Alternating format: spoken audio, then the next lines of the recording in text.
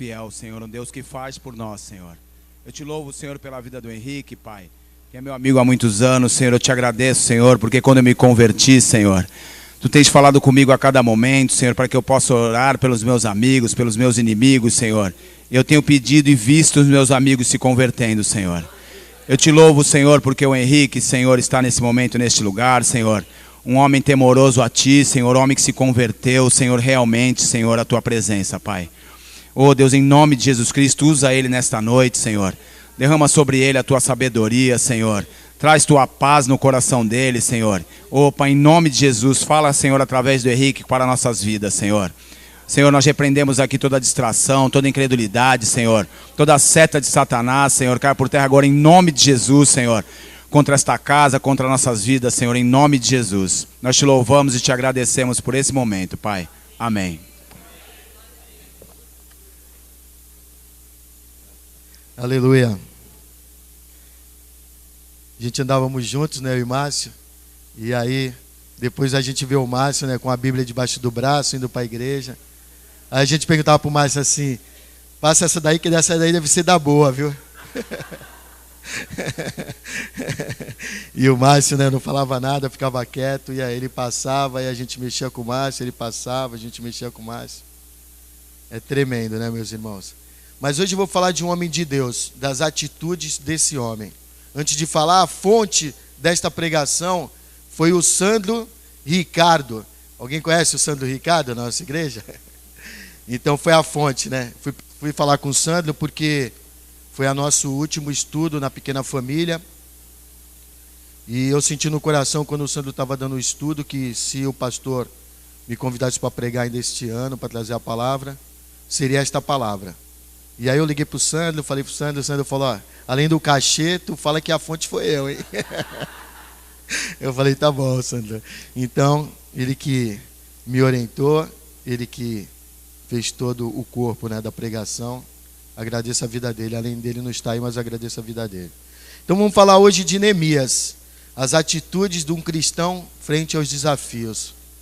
Eu quero que vocês abram sua Bíblia, Neemias, capítulo 1.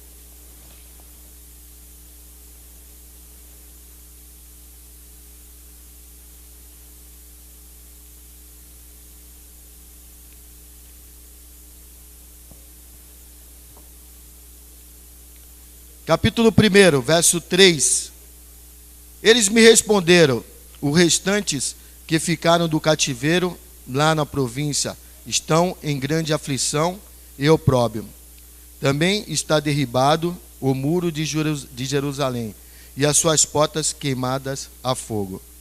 Deixa eu citar aqui também o nome do Fabinho, porque é o Fabinho que sempre olha minhas pregações, é o Fabinho que sempre olha, é o Fabinho que sempre corrige.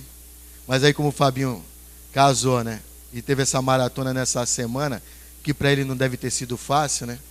Então, eu falei: não, vou procurar uma outra pessoa, né? Mas glória a Deus pela vida do Fabinho. Meditando nesse texto, nós podemos observar que uma grande adversidade na vida de um homem de Deus. E quais foram as suas atitudes diante disso? Quais as atitudes de Neemias diante dessa adversidade, diante desta situação? Qual foi a atitude de Neemias? Por quê? A cena que nós vemos no texto aconteceu na época em que o povo judeu estava no exílio. E após a sua tomada, a sua retirada de Jerusalém, Neemias, ele já estava numa posição de privilégio. Neemias era quem? Neemias era o copeiro do rei. O que era o copeiro do rei? Aquela pessoa que experimentava a comida, aquela pessoa que experimentava o vinho. Então Neemias, nós podemos dizer que Neemias estava numa posição privilegiada. Neemias não precisava ter saído dali para ir em algum lugar. Neemias não precisava ter ido comprar abrigo ou ter a necessidade de ter ido reconstruir o muro de Jerusalém, nem trazer as pessoas de volta. Às vezes nós sentimos dessa maneira. Nós temos no nosso coração, às vezes a gente vê algum tipo de luta e nós sentimos dessa maneira. Mas Neemias não, Neemias se sensibilizou. E você verifica, eu vi um documentário sobre Roma, sobre os romanos. E a maioria dos imperadores, a maioria das pessoas que têm um cargo na altura, eles morrem envenenados. Então imagina o apreço que o rei tinha por Neemias. A consideração, o respeito de ter uma pessoa como ele ao lado. Ele não precisava, mas mesmo assim ele teve o coração sensibilizado pela situação em que o povo de Jerusalém estava passando, em que o seu povo estava passando. Nesta época, ele tinha tomado conhecimento da situação em que se encontrava o povo judeu, que escapou do exílio e estava em Jerusalém. A cidade teve seus muros derribados e suas portas queimadas. Imagina, toda a proteção, tudo que era proteção. Porque antigamente, o que você identificava uma cidade? Pelos seus muros. Então você verifica até hoje, nos filmes de hoje, que você verifica ali Roma, os muros, né, em volta de Roma. Então para você entrar na cidade, tem que entrar por um portão ou por uma porta. E ali estavam derrubados os muros e queimados as portas a fogo.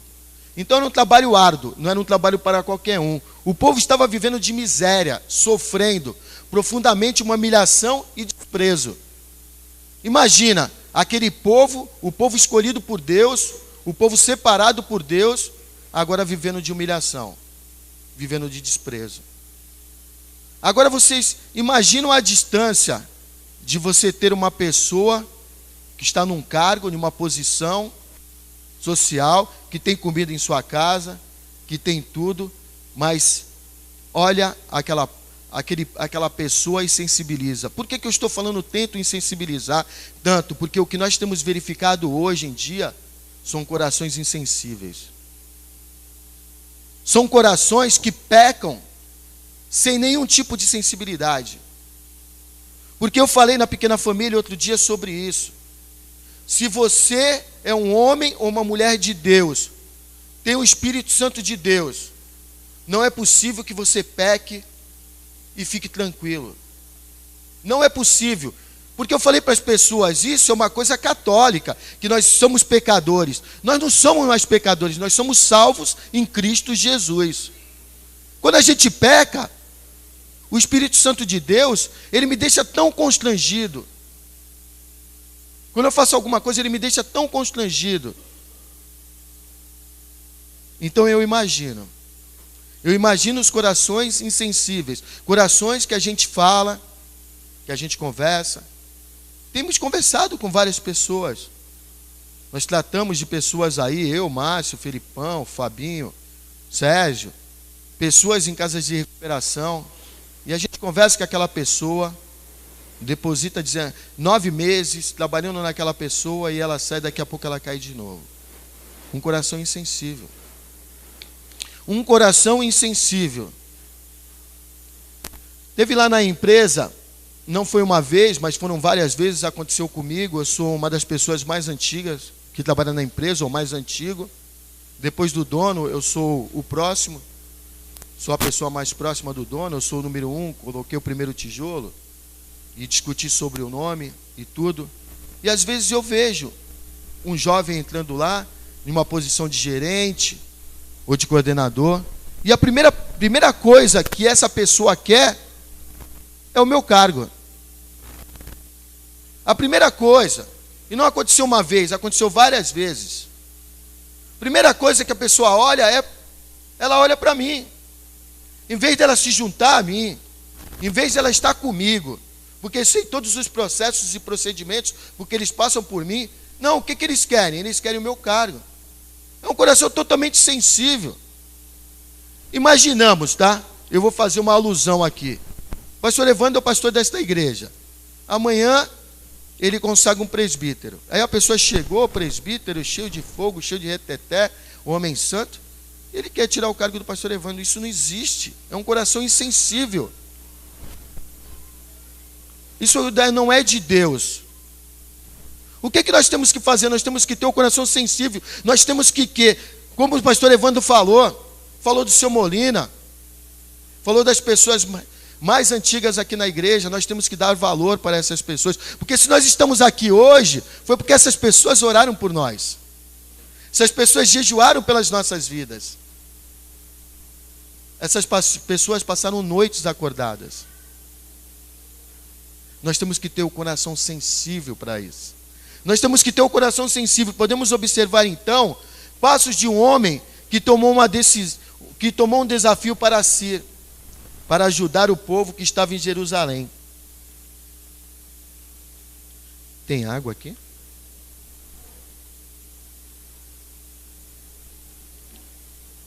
Sobrou um copinho.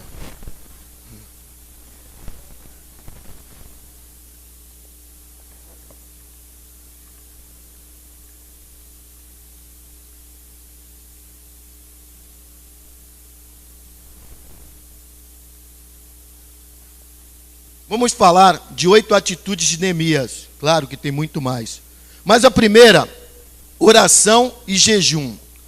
Quando ele soube da situação, está no capítulo 1, no verso 4 e 5. Abram suas Bíblias. Tendo eu ouvido estas palavras, assentei-me e chorei, e lamentei por alguns dias. Estive jejuando e orando perante a Deus dos céus, e disse: Senhor, Deus dos céus, Deus grande e temível, que guardas a aliança e a misericórdia para com aqueles que te amam e guardam os teus mandamentos. Então, a primeira atitude de um homem de Deus perante uma situação difícil, o que ele fez? Ele foi orar e jejuar. Ele não tomou nenhum outro tipo de atitude. Ele não foi chorar, ele não foi reclamar, ele não murmurou. Primeira coisa que ele fez, ele foi o quê? Orar. Ele foi jejuar. Ele foi o quê? Foi se lamentar perante a Deus. A quem nós temos que fazer? É isso que nós temos que fazer. Por quê? O que vai nos guiar, orientar, esclarecer, criar condições, é o quê? A oração. É isso que vai criar condições. É isso que vai nos dar visão do que está acontecendo. É isso que nós vamos ter a visão mais clara. Quando oramos. Eu estava falando ontem, eu fui ali no salão, e eu estava falando com uma menina, eu cheguei no salão e ela estava ali.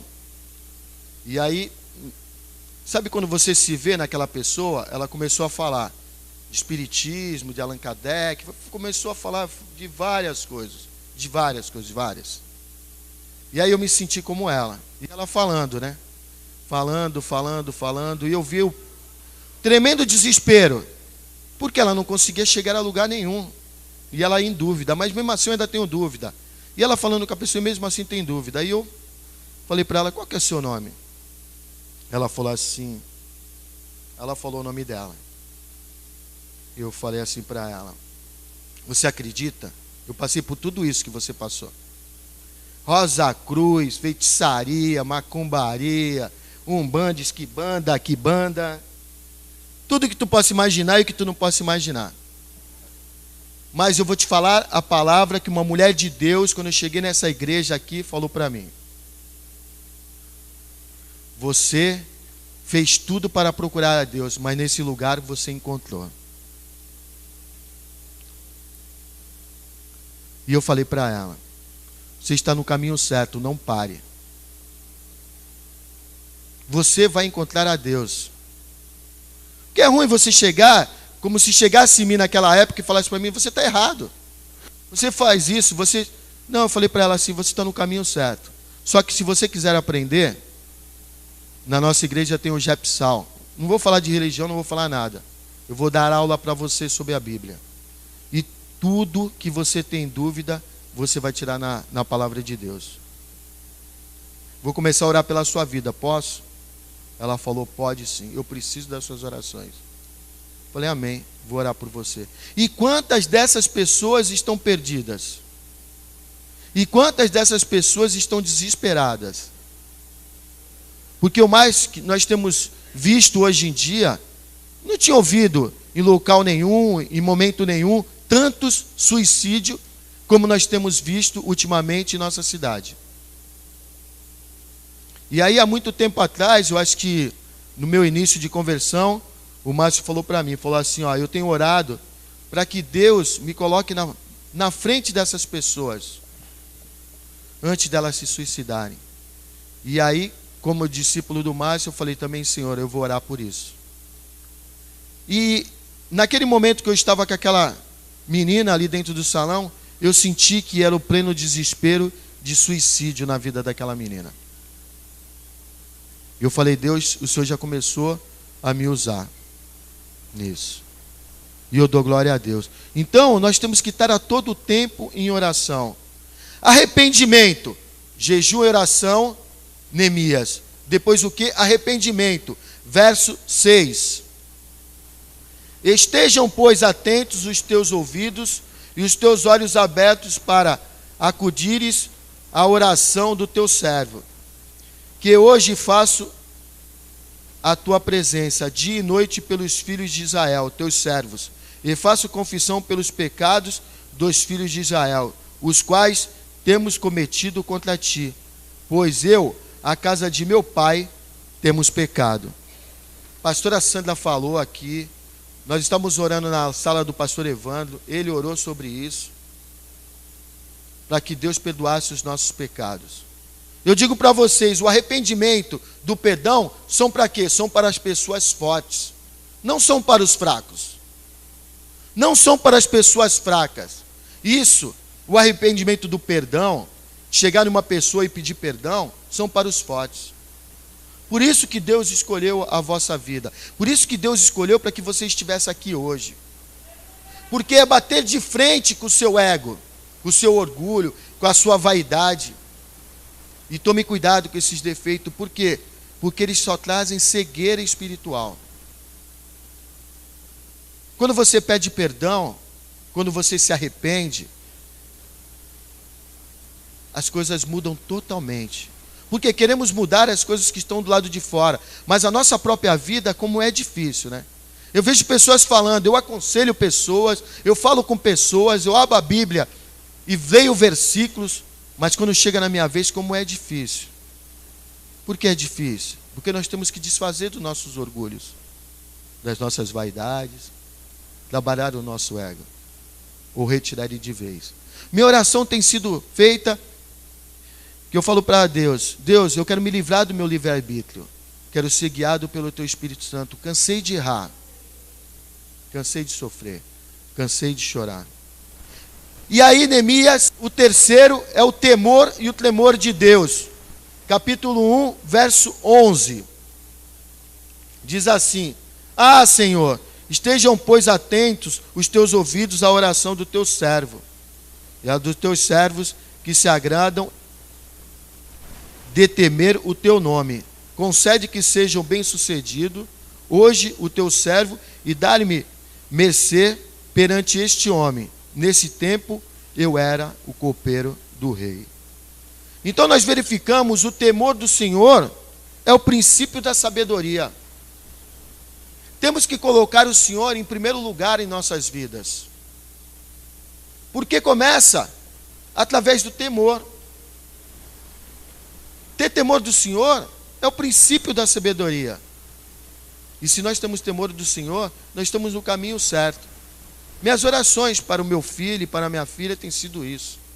Que Deus dê sabedoria e temor, para que a gente ande no caminho certo. E a gente pode aprender muito com Neemias. E eu vou falar de novo, sensibilidade, capítulo 2, verso 1, 2 e 3. No mês de Nissan, no ano 20º, o rei Artaxerxes, uma vez posto vinho diante dele, eu o tomei para oferecer-lhe e dei. Ora, eu nunca antes estivera triste diante dele. O rei me disse, por que está triste o teu rosto, se não estás doente? Tem de ser tristeza no coração, então temi sobremaneira. E lhe respondi, viva o rei para sempre. Como não me estaria triste o rosto, se a cidade onde estão os sepulcros de meus pais está assolada e tem as suas portas consumidas pelo fogo? Você imagina Neemias, essa carta foi escrita por Neemias, Neemias falando, ele nunca estivera triste perante o rei. Nunca estivera triste diante do seu trabalho. Nunca estivera triste. Você imagina como é difícil. É um treinamento, né? Todos os dias você está ali disposto ou disposta. Todos os dias você está feliz. Todos os dias você está contente. Aí veio essa situação que sensibilizou o coração de Neemias. E por mais que ele não quisesse, porque ele entrar na frente do rei, ele estava correndo um grande risco de entrar na frente do rei triste. Mas ele se sensibilizou. E ele disse: eu nunca estive triste diante dele. O sentimento que havia no coração de Neemias era de profunda comoção com a situação do seu povo. O sentimento que veio em meu coração foi Jerusalém representar a igreja. Quando eu fui orar sobre isso, o que foi o sentimento que veio no meu coração? Que Jerusalém sempre representou a igreja do Senhor. E sempre o inimigo tentou destruir a igreja do Senhor. Como que a gente tem que fazer? Se juntar como igreja que somos e orar para que isso não aconteça. E orar para que isso não aconteça. Porque sempre vão tentar destruir a igreja do Senhor. E em Salmo 147, verso 2a, diz assim: o Senhor edifica Jerusalém. O Senhor sempre vai edificar Jerusalém. O Senhor sempre vai edificar os seus muros. Ele está sensibilizado e envolvido com o problema. O ponto dele mesmo reconhecer que não tinha se apresentado diante do rei com tanta tristeza, estava estampado no rosto de Neemias. Devemos abraçar os desafios, devemos abraçar, seja qual for a nossa luta, seja qual for o nosso dia a dia, nós temos que sempre estar felizes, nós sempre temos que estar contentes, temos que estar sempre orando a Deus. Nós somos representantes dele. Então, para que isso aconteça, nós estamos aqui aprendendo hoje com Neemias. Eu sei que não é fácil, meus irmãos. Seja lá qual for o seu desafio, a causa pode ser um projeto, um problema mal resolvido, um sonho que não aconteceu, uma meta a ser alcançada, a vida na igreja, uma vida pessoal. Eu não sei qual que é o teu problema. Eu não sei pelo que você está passando, mas Deus sabe. Nós precisamos de quê? De coragem. Capítulo 2, verso 4. Disse-me o rei: que me pedes agora então? Orei ao Deus dos céus. Olha que tremendo. Você imagina, quando você está conversando com a sua esposa, quando você está conversando com o seu chefe, quando você está conversando com alguém, e aí a pessoa te fala alguma coisa, te pergunta alguma coisa, o que você tem que fazer? Responder de imediato. Agora imagina ele na frente do rei. E o rei fez uma pergunta para ele.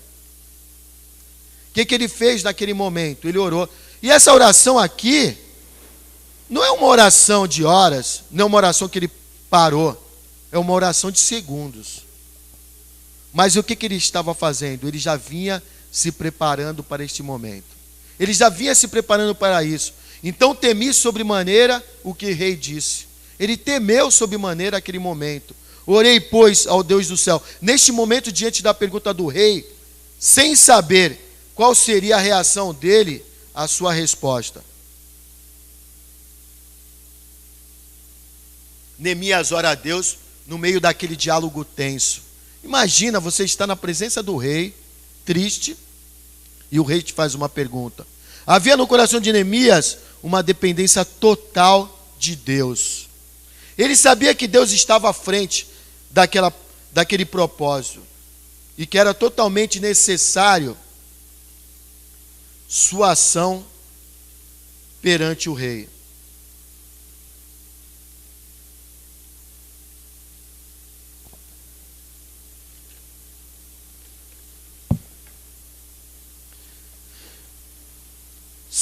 totalmente dependente de Deus te traz confiança. A comunhão com Deus através da oração nos faz ouvir a sua voz. Tremendo, né? Nós temos pedido, nós temos orado nesta igreja para que aconteça mais visões como o que aconteceu hoje da Natália. Nós temos pedido, nós temos feito comunhão, nós temos orado neste lugar para que aconteça isso. A comunhão com Deus através da oração nos faz ouvir a sua voz, que nos diz passo a passo o que nós temos que fazer, com segurança e trazendo paz ao nosso coração, pois a resposta certa vem dos lábios do Senhor. Os homens podem fazer projeto, mas a última resposta vem de Deus. Ele teve o quê? Uma atitude planejada.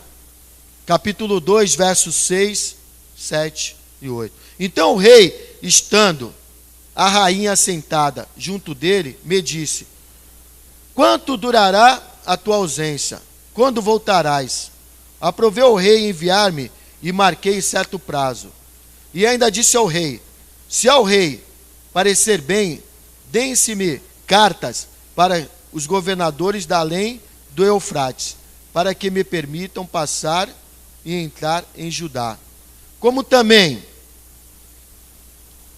carta para Asaf, guarda das matas do rei, para que me dê madeira para as vigas das portas da cidade do templo, para os muros da cidade e para a casa em que deveria alojar-me.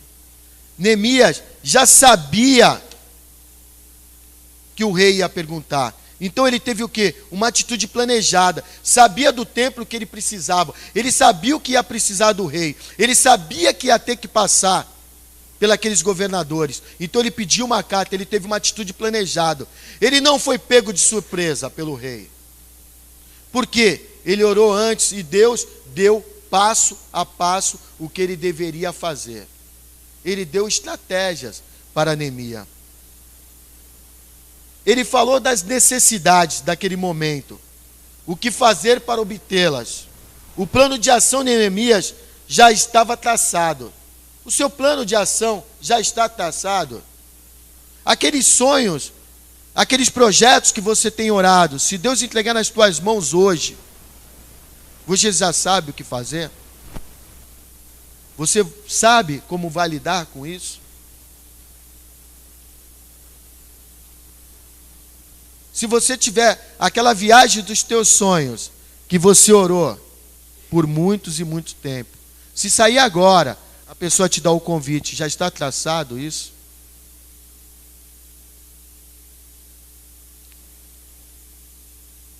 Neemias, o nosso plano de ação deve ser pensado, analisado, ter estratégia, definir quais são as necessidades e as prioridades.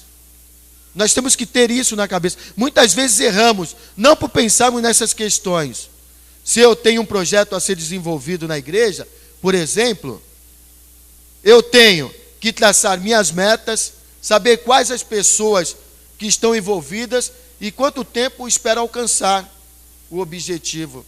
Muitas vezes iniciamos um projeto que, na verdade, permanece apenas num propósito, pois não planejamos o que faremos para alcançá-lo.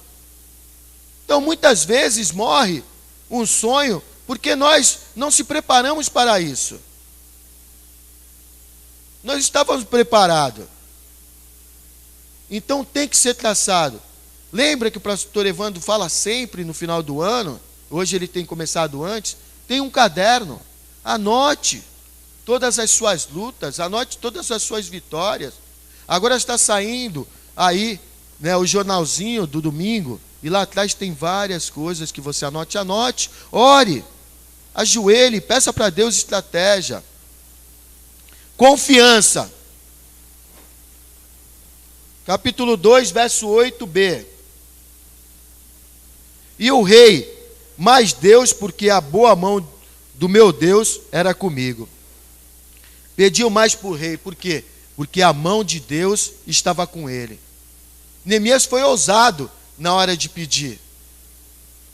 Ou usado, né?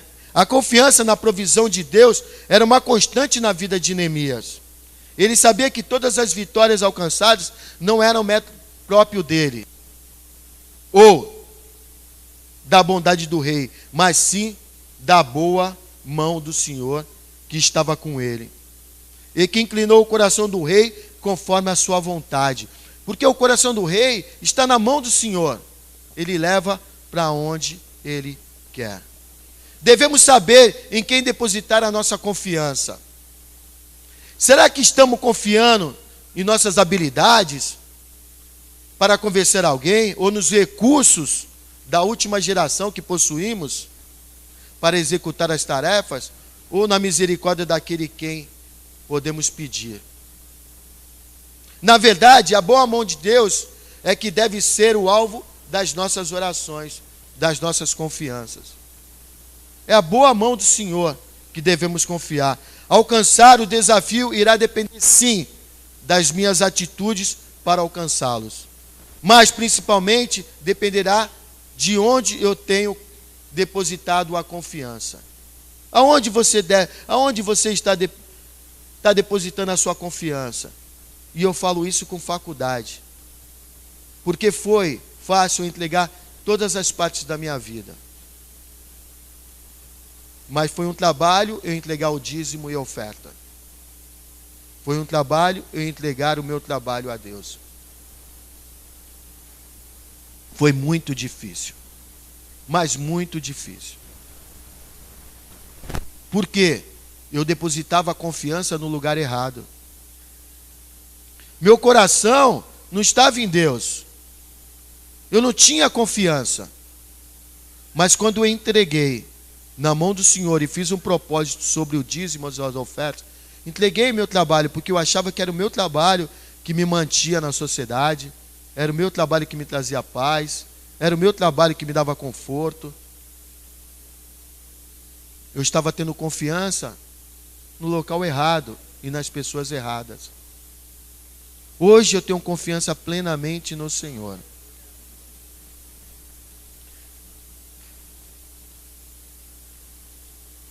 Humildade, capítulo 6, verso 15 e 16. Vocês estão comigo?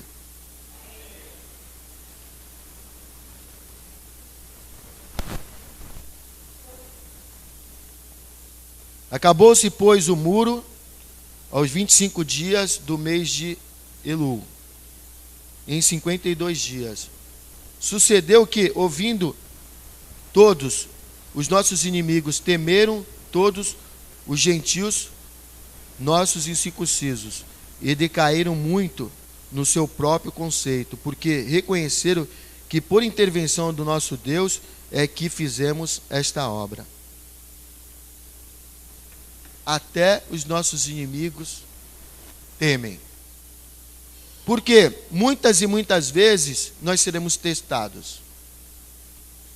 Eu acho que sempre seremos testados e sempre vão ter pessoas olhando para as nossas atitudes, para as coisas que fazemos. Hein, Felipe? Eu imagino como engenheiro naquele lugar. Todos os dias somos testados. Então, no meu serviço, eu sou, bem dizer, o homem do teste, né? Tudo que ninguém conseguiu fazer ou ninguém conseguiu realizar, eles colocam na minha mesa. Eu chego lá de manhã, tem vários processos. E olho para aquilo, eu pego, tem coisas que eu olho. Misericórdia, Senhor. Não sei nem por onde começar isso. Aí já veio um sambalate de Tobia, né? Tu não é diretor?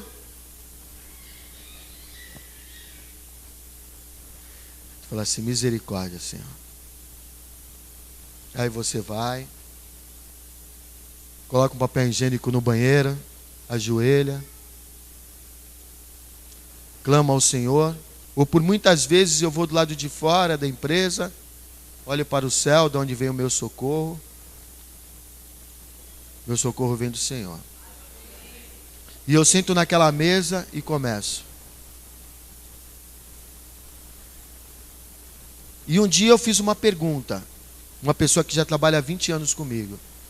Falei, você acha Você acha que tem alguém aqui dentro desta empresa que reza, né? Porque católico, né? Você reza ou ora para que as coisas não dê certo? Ela falou: deixa de ser inocente, Henrique. Tem muito mais pessoas que rezam e que oram para que não dê certo do que para que dê certo. Eu falei: você tem certeza disso? Está dentro da empresa. Se a empresa não sobreviver, ela não vai sobreviver, porque ela vai perder o emprego. E a pessoa ora contra. Ela falou: Henrique, deixa de ser inocente.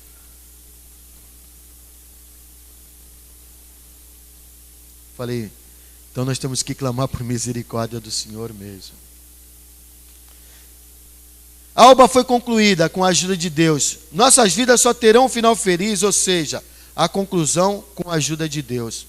Isso foi o cumprimento de uma promessa para Zacarias, Daniel, sobre a reconstrução do muro de Jerusalém. Isso aí faz muito tempo, foi proclamado sobre isso daí. Mas se não tivesse uma pessoa que acreditasse, uma pessoa que tivesse ali à disposição, com o coração sensível, isso não iria acontecer. Não iria acontecer e não vai acontecer na sua vida se você não tiver essa disposição. A vida cristã é recheada de desafios. Na verdade, vivemos impulsionados por eles. Nós somos cristãos, meus irmãos. Somos guerreiros de natureza. Em cada etapa, já enxergamos o próximo degrau, né? A ser alcançado, e assim sucessivamente. Eu todos os dias já oro, eu nem espero mais que as pessoas coloquem as coisas na minha mesa. Eu tenho vontade de colocar uma placa assim: o seu problema terminou aqui. Só que eu acho que as pessoas vão achar que eu sou muito pretensioso. Por isso eu ainda não coloquei.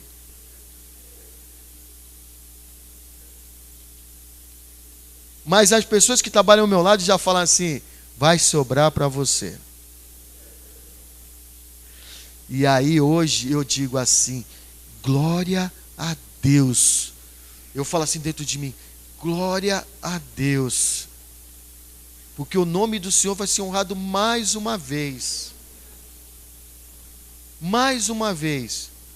Porque eu falo tudo, vocês não acreditam. Aí o dono da empresa fala assim: parabéns. Aí eu coloco assim: glória a Deus. Aí manda lá gerente não sei da onde: Henrique, parabéns. Eu coloco assim: glória a Deus. Aí eles já falam: glória a Deus, abençoado. Eles já falam: glória a Deus. Como encaramos esses desafios? E quais são as suas atitudes em reação a esses obstáculos? Assim demonstramos a confiança no Senhor. Como você encara cada desafio? Como você enxerga isso? O homem com que seu grande desafio lutar pela restauração da cidade e do seu povo. Como é difícil, né? Qual será o nosso desafio amanhã?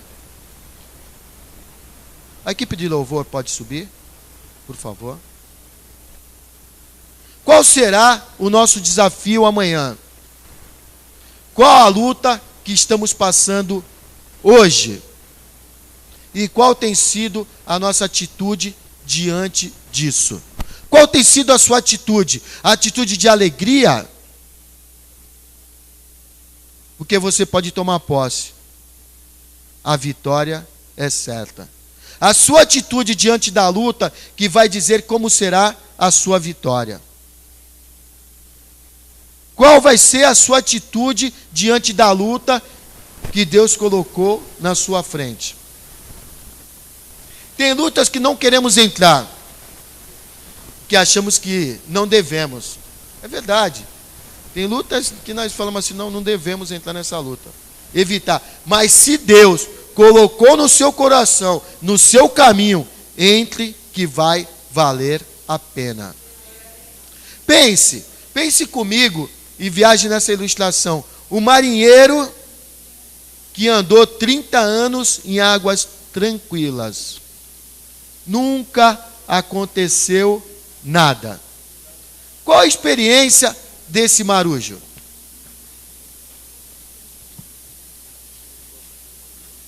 Nenhuma. Nenhuma. 30 anos desperdiçado. 30 anos jogado fora.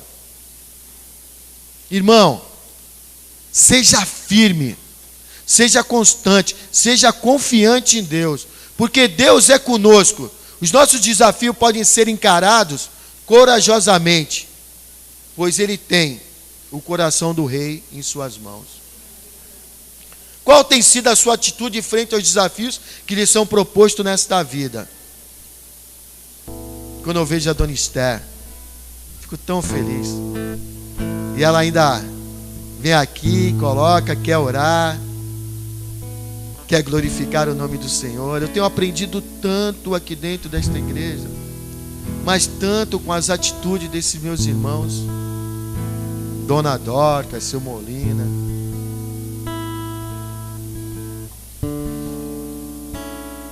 Não vou começar a citar nome que eu posso esquecer de alguém. Mas que vida abençoada. Tudo que você fala, eu posso, eu quero. A gente tem que ficar segurando, porque é tremendo, né? Tremendo. Pessoas que têm sido nossos conselheiros. Qual tem sido a sua atitude frente aos desafios que lhes são propostos em sua vida? Reflita, irmão. Como tem sido? Não desperdice. Não deixe passar. Porque nada vale a conquista da vitória sem tu ter percorrido um caminho de excelência. Um caminho correto.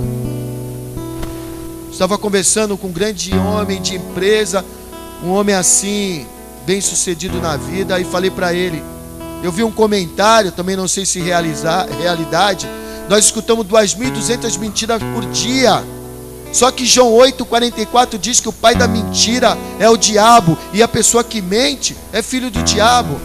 E ele falou assim para mim assim, quer comprar um terreno no inferno, irmão? Estou vendendo. Então o que esse homem fez para ter o que ele tem? Será que ele tem paz? Aquela paz que excede todo entendimento? Será que ele tem a alegria que nós temos? A alegria do Senhor é a nossa força. Antigamente, pedia para ter aviões, carros.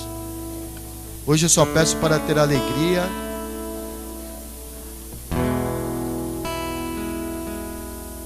Para ter essa paz. A minha família me basta. A minha casa me basta. Reflita na vida de Neemias, um homem que sabia o que Deus pode fazer através da vida de uma pessoa que teme ao Senhor. E aí eu deixo um versículo para vocês meditarem. Isaías 45:3. Deus falando com você, porque falou muito comigo.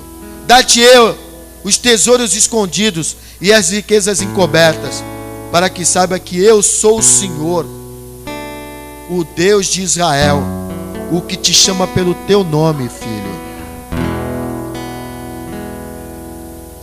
Deixe esse versículo a vocês. Mesmo que vocês não tenham enxergado nada, mesmo que vocês não vejam nada, Deus vai criar uma porta. Deus vai criar uma saída. Amém, meus irmãos?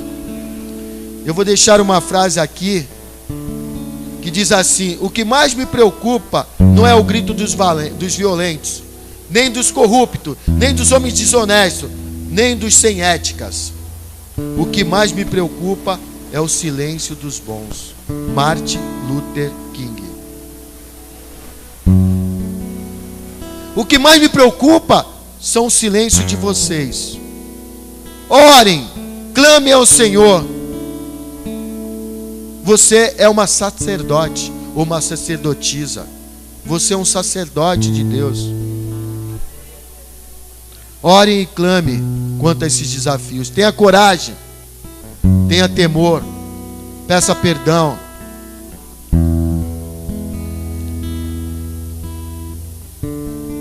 Amém, meus irmãos? Vamos ficar de pé. Vamos orar.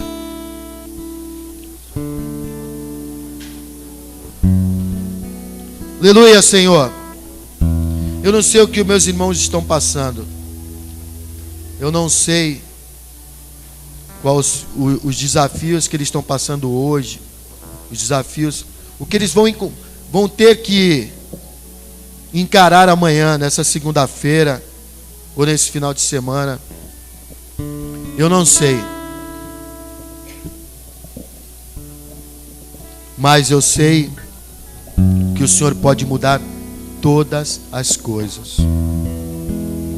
Ô Pai, no nome santo do Teu Filho amado Jesus Cristo, estamos aqui porque Te amamos, Senhor, porque Te adoramos, porque Te glorificamos, porque exaltamos o Teu nome, Senhor. Nós só temos o Senhor, meu Pai. Nos ajuda, Pai. Nos ajuda como Tu fizeste com Neemias. Nos ajuda como Tu fizeste com grandes homens, Pai. Nos ajuda como Tu fizeste com Davi. Nos ajuda, Senhor, porque o Senhor é o nosso pastor e nada nos faltarás. Tu és maravilhoso, Senhor.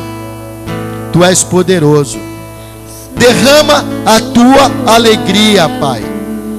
Derrama, Pai, em nome de nosso Senhor Jesus Cristo, Teu amor, Senhor, sobre as nossas vidas. Abre os nossos olhos espirituais. Abre os nossos ouvidos espirituais, Senhor. Pai, Tu és maravilhoso, Senhor. Tu és maravilhoso, Senhor. Nós Te glorificamos, nós Te exaltamos. Aleluia, Senhor. Aleluia, obrigado, Senhor. Obrigado, Senhor, pelos desafios que Tu tem colocado em minha vida e na vida dos nossos irmãos, Senhor. Já queremos Te glorificar e Te exaltar pela vitória, Senhor.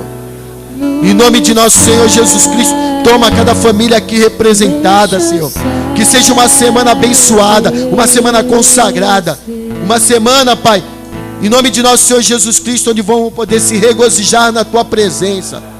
Uma semana, Pai, em nome de Jesus, Pai, de vitória. Uma semana de colheita, Senhor.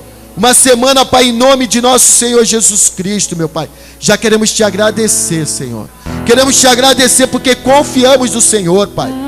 Temos o coração quebrantado e contrito, Senhor. Coloca temor em nossas vidas, Senhor.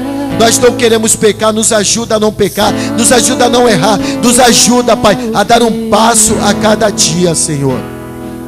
Nos ajuda, Senhor, em nome de nosso Senhor Jesus Cristo. Nos ajuda, Pai. Pai, nós necessitamos do Senhor, meu Pai. Nos ajuda, Senhor, em nome de nosso Senhor Jesus Cristo, meu Pai. Louvado e agradecido seja o Teu nome, Senhor. Aleluia. Quero fazer uma pergunta antes do louvor entrar. Quem nunca entregou a sua vida para Jesus está aqui nesse momento e quer entregar a sua vida para Jesus hoje, ou quer fazer uma reconciliação com Ele? Se você aqui neste lugar quer entregar a sua vida para Jesus, você nunca fez esta oração e quer fazer hoje, levante a sua mão. Se você quer estar afastado dos caminhos do Senhor e veio nesse lugar para fazer uma reconciliação com o Senhor, levante também as suas mãos. Vou orar com você daqui. Você pode ficar no seu lugar. Amém? Ou se não, procure o pastor Evandro, a pastora Sandra, Toninha, um dos diáconos, e faça isso. Mas não deixe de fazer isso hoje. Amém? Deus abençoe as vossas vidas. Amém?